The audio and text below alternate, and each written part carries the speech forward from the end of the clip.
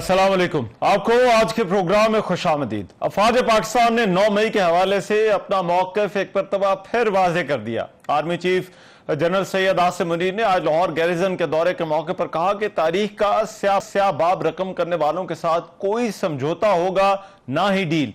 बिलाशुबा 9 मई पाकिस्तान की तारीख में एक स्याह दिन रहेगा।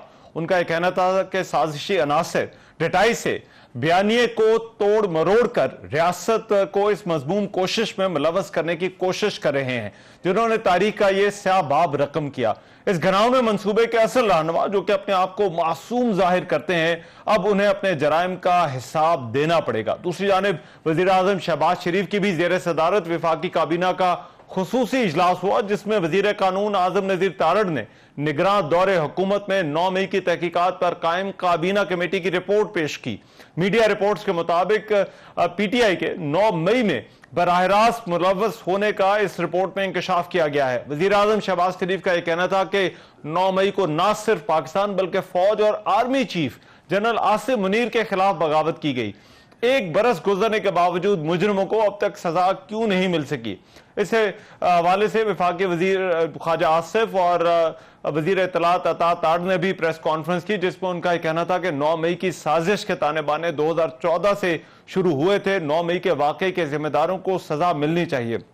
ख्वाजा आसिफ ने सहाफियों से गैर रस्मी गुफ्तगू करते हुए भी कहा कि डीजी ISPR ने वाज़ेह तौर पर कहा कि 9 मई वाकयात में मुलव्वस अफराद माफी मांगेंगे। अब माफी मांगना या ना मांगना बानी PTI की मर्जी है, अलबत्ता बानी PTI को माफी की ऑफर मौजूद है। 2 रोज पहले DG ISPR major general Ahmad Sharif ने भी मुज़ाकरात के हवाले से बात करते हुए कहा था कि इंतशारी टोले से कोई बातचीत नहीं हो सकती। सियासी इंतशारी टोले के लिए एक ही रास्ता है कि वो सदके दिल से माफी मांगे। दूसरी तरफ PTI और बानी PTI अपने मौक़िफ़ पर कायम है। उमर अयूब का कहना है कि डीजी ISPR की प्रेस कॉन्फ्रेंस को मुस्तरद करते हैं। चेयरमैन PTI बैरिस्टर गौहर का कहना था कि हम मुल्क के वफादार हैं, किसी के सर्टिफिकेट की जरूरत नहीं। साबिक स्पीकर कौमी असम्बली असद कैसर ने तो एक निजी टीवी के प्रोग्राम में सख्त लहजा इख्तियार करते हुए कहा कि 9 मई के वाकयात पर कोई माफी नहीं मांगेंगे, और उन्होंने कहा कि हम अपने बाप से माफी नहीं मांगते, किसी से और क्या मांगेंगे। PTI ने 9 मई को मुल्क भर में एहतजाज का ऐलान भी कर रखा था, जिस पर सिक्योरिटी भी सख्त थी। तहरीक इंसाफ जो है उसकी सियासत और पाकिस्तान में इस वक्त 9 मई को, अब क्योंकि 1 साल हो गया, इस साल के अंदर सियासत क्या रुख इख्तियार कर रही है। दीगर सियासी जमातें तहरीक इंसाफ की सियासत को और जो है वो मुल्क में इस वक्त जो कुछ हो रहा है उस हवाले से वो क्या राय रखती हैं। मुस्लिम लीग नून के सीनियर रहनुमा जावेद लतीफ इस वक्त मेरे साथ मौजूद है। इस हवाले से उनसे बात करते हैं। मियाँ जावेद लतीफ साहब, बहुत शुक्रिया आपके वक्त का। मियाँ साहब, मुस्लिम लीग नून का हुकूमत में भी है, लेकिन पार्टी का भी और हुकूमत का भी गिला यह है कि 9 मई में मुलव्वस जो लोग हैं उनको सजा नहीं मिल रही। 1 साल गुजर गया। ये नून लीग का गिला किससे है और क्यों ये गिला है?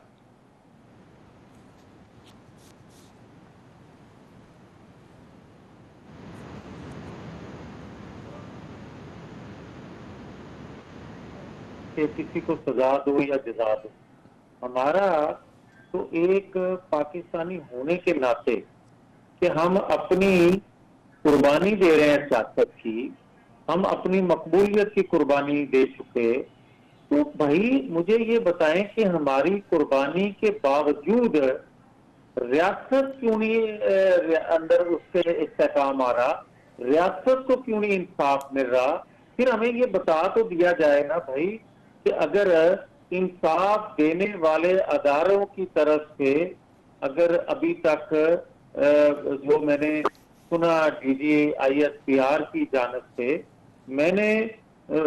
मेरा ये कंसर्न नहीं है कि कौन डिले कर रहा है और कौन खत लिख रहा है, कौन बुक टू सी यू कहता है, मगर मेरा ये कंसर्न है कि भाई 1 साल बाद भी अगर जो मुलजम है वो कहें कि जुडिशल कमीशन बनाए।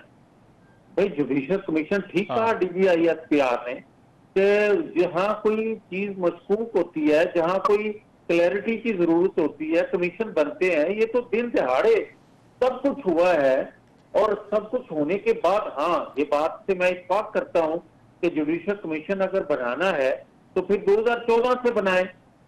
फिर अगर 2014 से बनाए कि हम तो मुतालबा करते रहे ना 2018 कर लो और 2024 का भी कर लो, मगर ये इंतशार जो का बीज जो लॉन्च किया गया, जो बोया गया मीनारे पाकिस्तान जनरल पाशा की क़यादत में, और उसके बाद रंग भरे गए जनरल फैज और जनरल बाजवा और जस्टिस साकिब निसार हो, जस्टिस खोसा हो, एजाजुल एहसन हो या जस्टिस बदियाल साहब हो, ये सारे साहबान जो हैं इनको क्यों नहीं कटहरे में लाते? और 9-10 मई जिसने किया, अच्छा, जिसने सहूलतकारी दी, जो मास्टरमाइंड था, उनके नाम तो कम से कम पब्लिक कर देते। और अगर वो कमेटी पब्लिक, लेकिन 8 फरवरी को जो कुछ आपको नजर जी। आया है, खुदा गवाह ये चीजें नजर ना आती। मगर आज हमारी अच्छा, लेकिन मियां जवेलती साहब, ये गिला फौज को भी है कि सजाएं नहीं हो रही, हुकूमत को भी है कि सजाएं नहीं हो रही। इससे पहले तो जो है वो अदलिया के हवाले से तहफ़्फ़ुज़ात होते थे कि वहां पर जजेस मौजूद है, अब तो जस्टिस सता बंदयाल भी जो है वो वहां पर नहीं है। तो फिर ये क्यों नहीं, सजाएं क्यों नहीं हो रही आपके ख्याल में? ये फिर क्या कोई तीसरी कुव्वत भी है जो ये सजाएं नहीं होने दे रही?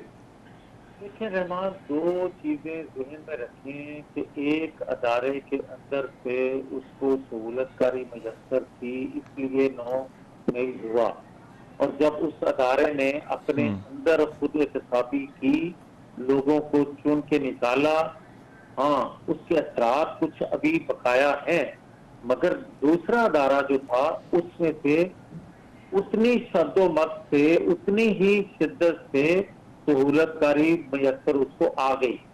अब काफी अरसा वहां से सहूलतकारी मैसर रही और आज भी मैसर है मुख्तलिफ जगहों से उस सोच अप्रोच के लोगों को, और उसमें शामिल हैं आलमी कुव्वतें भी, जो एक शख्स बात करते हैं कि जनाब अमेरिका में इंतखाबात हुए तो फलां शख्स आ गया तो वो अच्छा। पास करेगा कि फलां को छोड़ दिया जाए।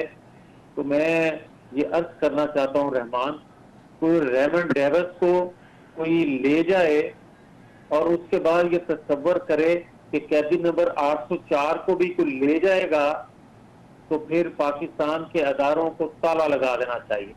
फिर पाकिस्तान ना अच्छा, तो ये दूसरा इदारा आपका इशारा अदालती मामलात की तरफ है? नहीं, मैं तो आलमी कुव्वतों की बात कर रहा हूँ, जिनके जिनके ऊपर तकिया करके एक मुस्लिम लीग में शख्स आने वाला, कभी काफ लीग में जाने वाला, आजकल उसका उड़ान जो है पीटीआई की तरफ है। तो वो शख्स ने जो बात कही, अच्छा। सारे मीडिया पे कोट भी हुई, और अगर वो अच्छा। ये समझता है या आज तक पीटीआई के बाकी लोग ये समझ रहे हैं, तो फिर ये ज़हन में रख लें कि ये आजाद रियासत है, किसी रियासत की गुलाम रियासत नहीं है कि कोई आएगा और लेके चला जाए। अच्छा, पाकिस्तान पे हमला ठीक है। लेकिन मियां साहब इसमें फरमाइएगा, देखिए ये 9 मई के हवाले से जो बयानी है, पाकिस्तान तहरीक इंसाफ का ये कहना है कि 8 फरवरी का जो इलेक्शन था उसमें जो उनको वोट पड़ा वो इस बयानी के, जो 9 मई के हवाले से बयानी था उसके ऊपर जो है वो वोट पड़ा है। तो लुकिंग बैक आपको लगता है जो 8 फरवरी को वोट पड़ा वो वाकई 9 मई पे जो दोनों तरफ के बयानिए थे उस बयानिए पर पाकिस्तान तहरीक इंसाफ को वोट पड़ा है? नहीं, एक चीज तो रहमान ये बात दुरुस्त है कि हमने 20-22 साल लगाए लोगों की ज़हन साजी करते कि आइन कानून के मुताबिक अदारे चलेंगे, अदारों में बैठे लोग उससे मावरा कोई कदम नहीं उठाएंगे तो रियासत तरक्की करेगी, रियासत के अंदर महंगाई कम होगी, रियासत के अंदर दहशतगर्दी का खात्मा होगा, रियासत के मसाइल हल होंगे, दुनिया में एक बेहतर मकाम मिलेगा। इस पे लोगों ने हमारे साथ यकीन के साथ आए और लोगों ने हमें 2018 को वोट पोल किया और उसके बाद भी ज़िमनी इंतखाबात हम से आए। मगर जब हमने एक पॉलिटिकल होने वालों का ऐलान सुना तो हमने वहीं रुक गए। हमें फौरी रुकने की बजाय कौम को एतमाद में लेकर आहिस्ता आहिस्ता जिस तरह अमल होता जाता उस तरह हम कदम पीछे हटाते जाते, तो सूरत हाल ये ना बनती जो 9 मई के लोग कह रहे हैं कि 8 फरवरी को हमें वोट उस बिना पे मिला। मैं ये कहता हूं कि अगर 9 मई के बाद तो महीना, 2 महीने, 4 महीने बाद भी इंटेरोगेशन करने के बाद लोग सहूलतकारों का और मास्टरमाइंड का नाम पब्लिक अच्छा। कर दिया जाता, तो 8 फरवरी को लोग जो है डंडे पकड़ के इनका टिकट लेने वालों के पीछे होते, इनको अच्छा। वोट न देते, क्योंकि ठीक। वो चीजें पब्लिक ही नहीं, तो इसलिए वोट पड़ने का अंदेशा मौजूद है। अच्छा, मैं एक और मामला जिसकी तरफ आज आपकी पार्टी के रहनुमा ख्वाजा आसिफ ने भी इशारा किया, उन्होंने कहा माफी वाली ऑप्शन मौजूद है। उन्होंने भी डीजी ISPR ने भी कहा कि एक ही रास्ता है कि सदके दिल से माफी मांगे। तो ये जो मुज़ाकरात की बात जब चल रही थी, अब दूसरी इसके साथ साथ बात ये भी चल रही थी कि हुकूमत के पास भी ऑप्शन मौजूद है कि हुकूमत मुज़ाकरात करे। आपके ख्याल में ये जो एक तरफ फौज और दूसरी तरफ तहरीक इंसाफ है और इनकी जो लड़ाई है जिसमें जो है वो, क्या हुकूमत कोई किरदार अदा कर सकती है कि इसमें मामलात को बेहतर किया जा सके, या फिर ये जो सियासी अदम इस्तेहकाम है ये इस हवाले से खत्म हो जाए, या हुकूमत को बात करे पाकिस्तान तहरीक इंसाफ से? नहीं रहमान, बात यह है कि 2014 में भी नवाज शरीफ की हुकूमत थी और उसके लॉन्च करने वाले, उसको लेके आने वाले, जिस पे आज जुडिशल कमीशन का हर तरफ से आवाजें आ रही हैं कि करना चाहिए। अगर उस वक्त इसको हम ब्रेक करते, इसको रोकते, इसको कानून आइन तोड़ने पर इसको सजा मिलती, तो 9-10 मई ना होता। मैं समझता हूँ कि हम भी उतने कसूरवार हैं कि चाहे अदारों में बैठे लोग जो थे उसको लेकर आ रहे थे, मगर दौरे हुकूमत के हमें एक्शन करना चाहिए था, मगर हमें एक्शन कोई करने दे नहीं रहा था। ये भी एक हकीकत है। अदारों में बैठे वो ताकतवर बासर लोग जो थे उस वक्त भी उसकी सहूलतकारी पूरी कर रहे थे, जिसका खमियाजा रियासत ने भुगता। मैं ये समझता हूँ कि आज पाकिस्तान मुस्लिम लीग की हुकूमत हो या कोई और हुकूमत हो, हुकूमत के पास ये इख्तियार नहीं है कि वो दहशत गर्दों के साथ मुज़ाकरात करे। दहशत गर्दों के तो आपके ख्याल में PTI से कोई बात नहीं हो सकती या होनी चाहिए? PTI से बात हो सकती है, दहशत गर्दों से बात नहीं हो सकती, अस्करी ग्रुप से बात नहीं हो सकती, 9-10 मई करने वालों से बात नहीं हो सकती। ठीक, राइट। बहुत शुक्रिया। मियां जावेद लतीफ अब हमारे साथ मौजूद थे और बात कर रहे थे पार्टी के मौक़िफ़ के हवाले से। प्रोग्राम में एक ब्रेक शामिल करते हैं, वापस आते हैं इस ब्रेक के बाद। Welcome back. 9 मई को 1 साल हो गया जबकि बानी PTI की गिरफ्तारी को भी तकरीबन जो है वो काफी वक्त गुजर चुका है। 9 मई 2023 को नैब ने चेयरमैन PTI को अलकादर ट्रस्ट केस में गिरफ्तार किया था। ताहम उस वक्त के चीफ जस्टिस उमर अता बंदियाल की सरबराही में एक 3 रुकनी बेंच ने अलकादर ट्रस्ट केस में बानी PTI की गिरफ्तारी उसके कुछ दिन बाद गैर कानूनी करार दे दी थी। लगभग 3 माह बाद गुज़िश्ता साल 5 अगस्त को बानी PTI को तोशाखाना केस में एक मरतबा फिर से गिरफ्तार किया गया, जब उनको 3 साल की जो है वो सजा सुनाई गई थी। इसके बाद से अब तक वो जेल में है। इस अरसे में उनके खिलाफ एक तरफ साइफर केस जो है वहां पर इद्दत के दौरान निकाह केस समेत कई दीगर केसेस जो है वो अदालतों में जेर समात रहे। इस्लामाबाद हाई कोर्ट की जानिब से तोशाखाना केस में साबिक वज़ीर-ए-आज़म इमरान खान की जमानत पर रिहाई के हुक्म के बावजूद चेयरमैन PTI रहा ना हो सके, जबकि साइफर मुकदमे में खुसूसी अदालत ने उनको जेर हिरासत रखने का हुक्म भी दे रखा था। बानी PTI जेल में कैद हैं। उनके बाद इस अरसे के दौरान बैरिस्टर गौहर को पार्टी का चेयरमैन बनाया गया। तहरीक इंसाफ के अंदर जो है वो उसकी अंदरूनी सियासत भी जो है वो हावी रही। टूट फूट के बायस इंतखाबात से पहले फंक्शनल लीडरशिप जो है वो वकला के ग्रुप के पास चली गई, जिसके कई धड़े बन चुके हैं। पाकिस्तान तहरीक इंसाफ को आम इंतखाबात में लेकिन वोटर्स ने इस अरसे में मायूस नहीं किया। PTI इंतखाबात में बड़ी जमात बनकर उभरी। खैबर पख्तूनख्वा में तो पाकिस्तान तहरीक इंसाफ ने बड़ी वाज़ेह अक्सरियत ली, लेकिन अभी भी पाकिस्तान तहरीक इंसाफ को कई चैलेंजेस का सामना है। एक तरफ तो जो बानी PTI हैं उनके कानूनी चैलेंजेस है, दूसरी तरफ पार्टी के अंदर इंतजामी मामलात पर भी खासे इख्तलाफात हैं। PTI में फैसला साजी का जो अमल है वो इस अरसे में मुतासिर रहा। पंजाब में लीडरशिप ना होने के बायस इंतखाबी धांधली के खिलाफ दी जाने वाली जो कॉल्स हैं उस पर पाकिस्तान तहरीक इंसाफ के कारकुनों के लिए बाहर निकलना मुश्किल हो गया है। गुज़िश्ता दिनों भी पाकिस्तान तहरीक इंसाफ में मुख्तलिफ मामलात पर रहनुमाओं के इख्तलाफात सामने आते रहे। चेयरमैन पब्लिक अकाउंट्स कमेटी के लिए शेर अफजल मरवत का नाम सामने आया था, ताहम पाकिस्तान तहरीक इंसाफ ने फिर चेयरमैन पब्लिक अकाउंट्स कमेटी के लिए शेख वकास अकरम का नाम फाइनल किया। पीटीआई रहनुमा शेर अफजल मरवत ने इस पर जो है वो एक प्रेस कॉन्फ्रेंस की और पार्टी इख्तलाफात पर अपने रहनुमाओं के खिलाफ गुफ्तगू करते हुए कहा कि शिबली फराज उमर अयूब को लीडर नहीं मानता। उमर अयूब का यह कहना था कि बानी पीटीआई ने शेर अफजल मरवत को कोर कमेटी और सियासी कमेटी से निकालने का हुक्म दिया और अब उन्हें शो कॉज नोटिस भी जारी कर दिया गया है। 9 मई को अब 1 साल हो गया। इस दौरान पाकिस्तान तहरीक इंसाफ की सियासत और बयानिए में क्या कोई तब्दीली आई है? पाकिस्तान तहरीक इंसाफ कमजोर हुई है, मजबूत हुई है? पार्टी पर इस सारे अरसे का क्या असर हुआ है? इस पर बात करने के लिए सीनियर रहनुमा अली मोहम्मद खान मेरे साथ इस वक्त मौजूद है तहरीक इंसाफ के। बहुत शुक्रिया अली मोहम्मद खान साहब आपके वक्त का। अली मोहम्मद खान साहब, सबसे पहले तो ये 9 मई के हवाले से आज बड़ी कुछ अहम डेवलपमेंट्स हुई। एक तो फौज की तरफ से, ISPR की तरफ से बड़ा वाज़ेह तौर पर कहा गया इस सानिया के हवाले से, इन वाकयात के हवाले से एक सख्त मौक़िफ़ हमने देखा, और दूसरी तरफ काबीना ने एक तहकीकाती कमेटी की रिपोर्ट जो है वो पेश की है जो निगरान हुकूमत के दौर में बनी थी, और उस पर पाकिस्तान तहरीक इंसाफ को ही जिम्मेदार करार दिया गया है इन वाकयात का।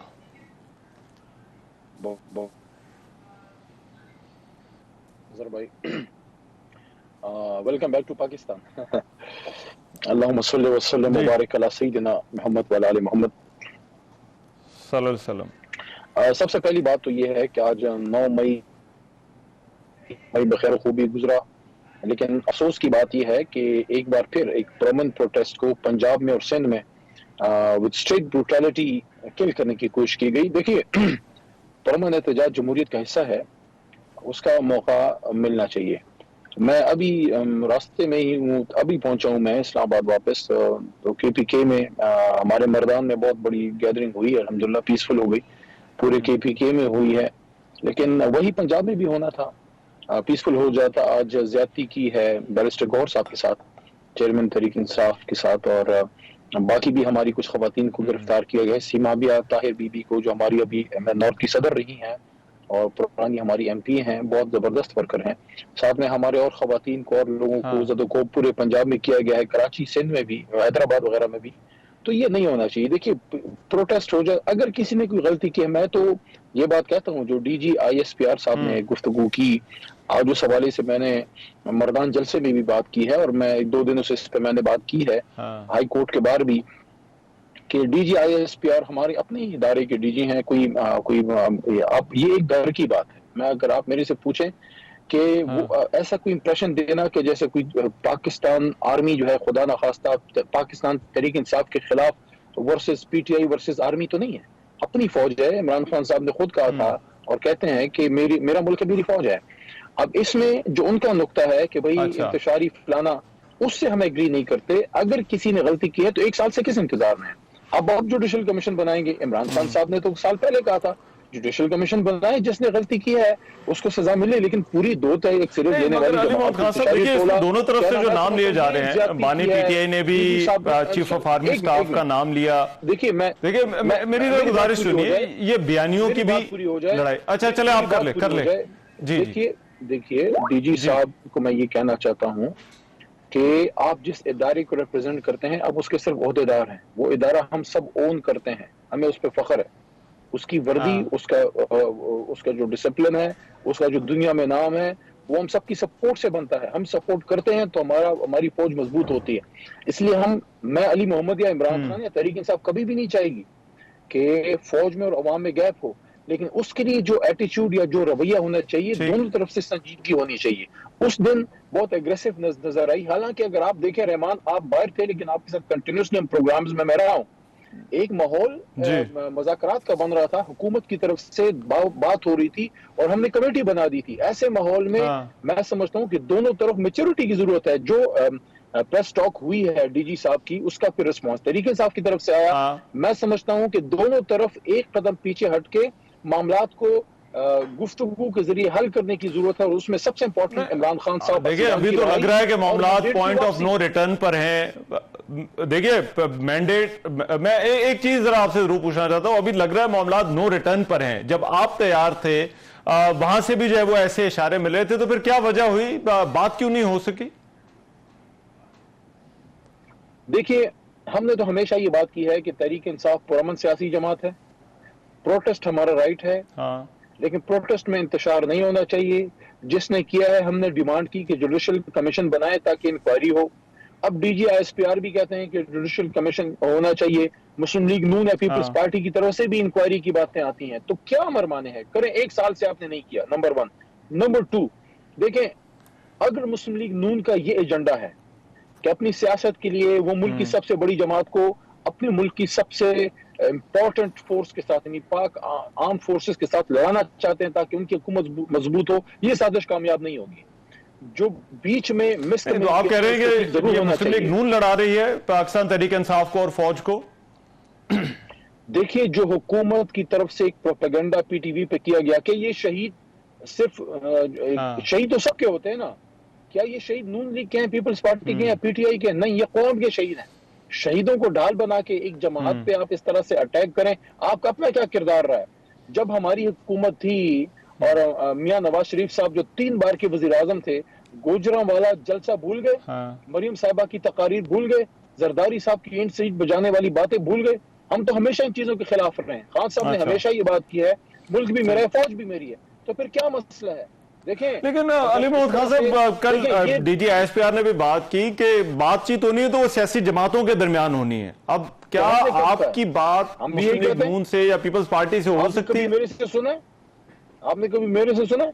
मैं हमेशा ही कहता हूं कि सियासी जमात की सियासी जमातों से बात होती है। एस्टैब्लिशमेंट से आप एक आप उनके साथ एक राब्ता रख सकते हैं मामला को ठीक करने के लिए, लेकिन मुज़ाकरात आपके हुकूमत से होते हैं। लेकिन हुकूमत भी कोई करो, हुकूमत ने कहा था ना इस जी। अच्छा, मैं जाते जाते पार्टी के हवाले से, आप क्योंकि लोगों में से हैं जो शुरू से पार्टी के साथ हैं, पार्टी का उरूज भी और पार्टी पर अभी भी जो वक्त है वो भी आपने देखा है। आपके ख्याल में जो गुजरा 1 साल है, इसमें पार्टी कमजोर हुई है, पार्टी मजबूत हुई है?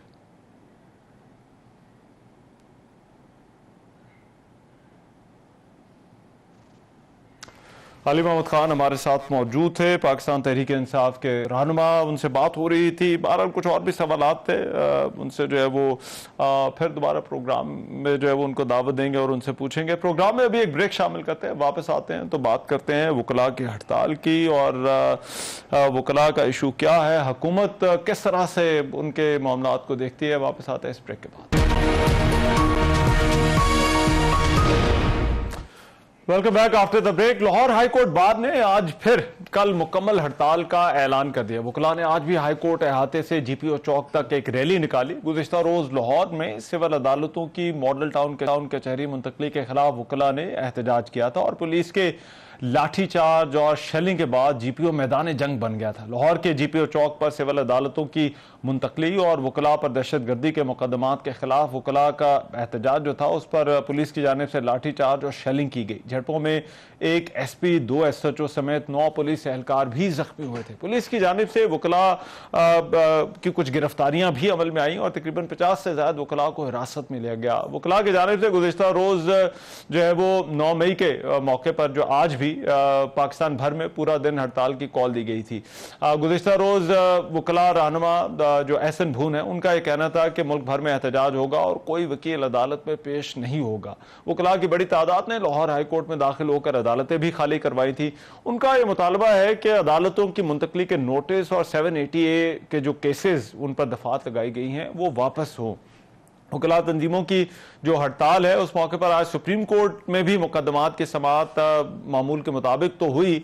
चीफ जस्टिस काजी फायज ईसा के बेंच समेत 5 बेंचेस में मामूल के मुताबिक काम हुआ। वकला के एहतजाज और ये जो हड़ताल वाला मामला है इस पर पंजाब हुकूमत क्या मौक़िफ़ रखती है, ये एहतजाज क्या रुख इख्तियार कर सकता है, क्या इनके मामलात हल हो सकते हैं या नहीं, इस पर बात करने के लिए मलिक सोहेब भरत साहब इस वक्त मौजूद है, वजीर कानून पंजाब है।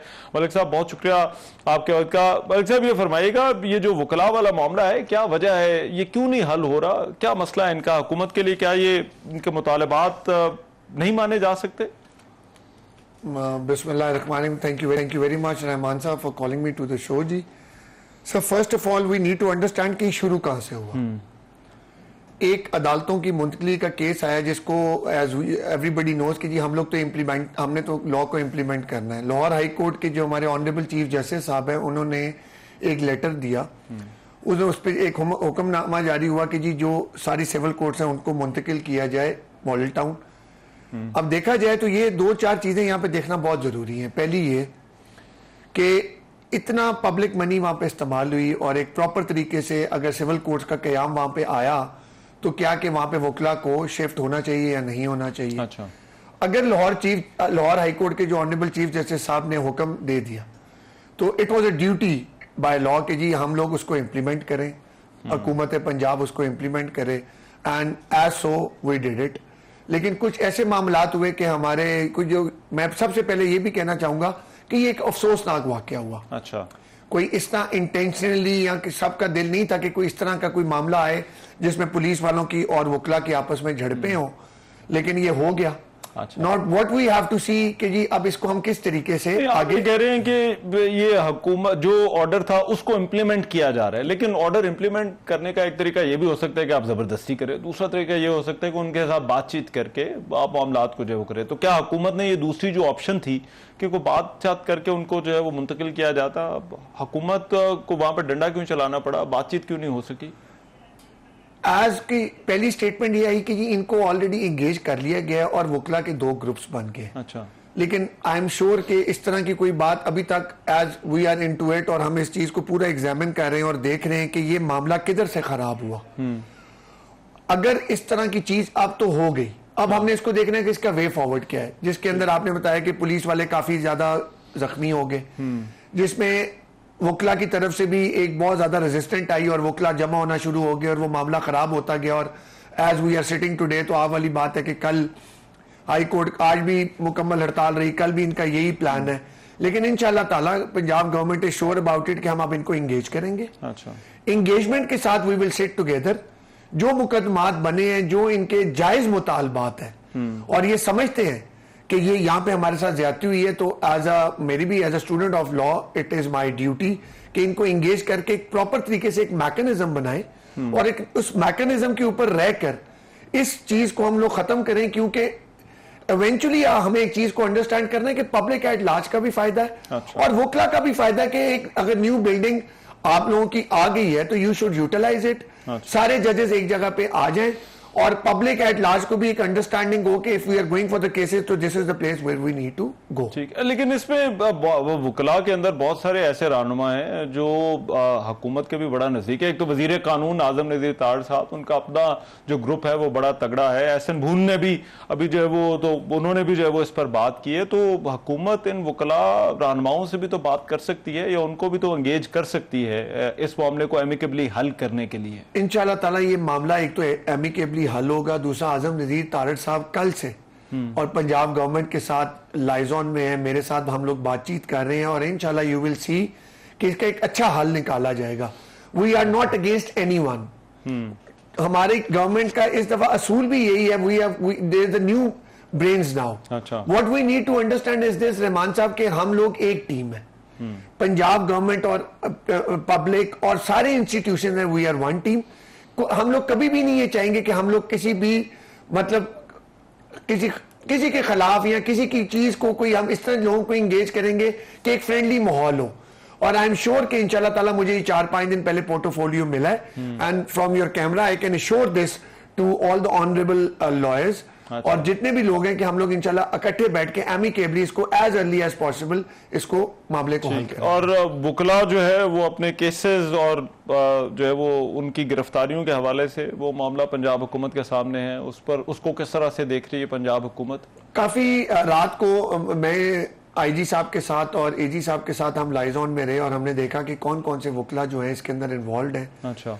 अब उसके ऊपर एक प्रॉपर इन्वेस्टिगेशन होगी. ऑब्वियसली हम ये भी नहीं कह सकते कि वो लोग ठीक थे और ये लोग गलत हैं या ये लोग गलत हैं या वो वाले ठीक है. We need to see according to law. और इंशाल्लाह ताला क्योंकि काफी लोग अभी नामजद नहीं है, अच्छा, ओपन पर्चा है और इसको हम देखेंगे एज अकॉर्डिंग टू लॉ कि किन किन चीजों पे और कौन कौन लोग इसके अंदर इन्वॉल्व रहे हैं. इसका आप कंक्लूड इस तरह करते हैं कि इट विल बी अकॉर्डिंग आने टू वाले लॉ। दिनों में आप ये कह रहे हैं मामला हल हो जाएगा इंशाल्लाह मामला बहुत अच्छे तरीके से हल होगा। रहमान साहब, शोएब साहब, बहुत शुक्रिया आपके वक्त का। मलिक से भरत जो है वो बात थे और उनको लगता है कि मामला आने वाले दिनों के अंदर हल हो जाएगा। प्रोग्राम में एक ब्रेक शामिल करते हैं, वापस आते हैं इस ब्रेक के बाद। Welcome back after the break. Balochistan के जिला गवादर में अफसोसनाक वाक़या पेश आया, जहां पर नामालूम मुसल्लह अफराद ने एक रहायशी क्वार्टर में घुसकर वहां पर सोए हुए 7 अफराद को कत्ल जबकि एक शख्स को जख्मी कर दिया। Senior superintendent of police Gwadar ने बताया कि गवादर फिश हार्बर पर वहां पर एक मकान था, उस पर रात 3 बजे नामालूम अफराद ने हमला किया और 7 अफराद को कत्ल कर दिया। डॉन न्यूज़ के मुताबिक जाँ भाग और जख्मी अफराद का ताल्लुक पंजाब के जिला खानेवाल से है और ये अफराद जो थे वो सरबंदर में हजाम की दुकान पर काम करते थे। वज़ीर-ए-आज़म शहबाज शरीफ ने भी इस वाक़े का नोटिस लिया और इसकी मजम्मत करते हुए लवाहिकीन से इजहार ताज़ियत किया। वज़ीर आला पंजाब मरीम नवाज शरीफ ने भी दहशतगर्दी के वाक़े की शदीद अल्फाज में मजम्मत की और कहा है कि खानेवाल से ताल्लुक़ रखने वाले 7 अफराद के कत्ल पर उन्हें गहरा दुख और अफसोस है। वज़ीर दाखिला बलोचिस्तान मीर ज़ियाउल्लाह लांगू ने भी बेगुनाह मजदूरों के कत्ल की मजम्मत करते हुए इस वाक़े की तहकीकाती रिपोर्ट तलब कर ली है। उनका यह कहना है कि मासूम मजदूरों का कत्ल खुली दहशतगर्दी है और दहशतगर्दों से सख्ती से निपटेंगे। याद रहे कि 13 अप्रैल को भी इससे पहले बलोचिस्तान के जिला नोशकी में नामालूम अफराद की फायरिंग से पंजाब से ही ताल्लुक़ रखने वाले 9 अफराद समेत कुल 11 अफराद जाँ बहक हो गए थे और मुतअद्दिद लोग जख्मी हुए थे। इससे पहले भी इस तरह के वाक़यात पेश आ चुके हैं। बलूचिस्तान में पंजाब से ताल्लुक़ रखने वाले अफराद का इस तरह से कत्ल, ये एक अफसोसनाक सिलसिला है जो कि काफ़ी अरसे से जारी है। इन वाक़यात से न सिर्फ कई बेगुनाह अफराद की जानों का ज़िया हुआ है बल्कि सूबाई शनाख्त की बुनियाद पर होने वाले ये कत्ल इन वाक़यात से मुल्क में जो है वो नफ़रत की खलीज को वसी करते हैं और इसका फ़ायदा शिद्दत पसंद अनासिर को पहुँचता है। इन वाक़यात की रोकथाम और इनके जो जिम्मेदारान हैं उन तक पहुँचना हुकूमत की अव्वलीन जिम्मेदारी होना चाहिए। आज के प्रोग्राम से इतना ही। मेज़बान रहमान नज़र को इजाज़त, अल्लाह ने के बाद।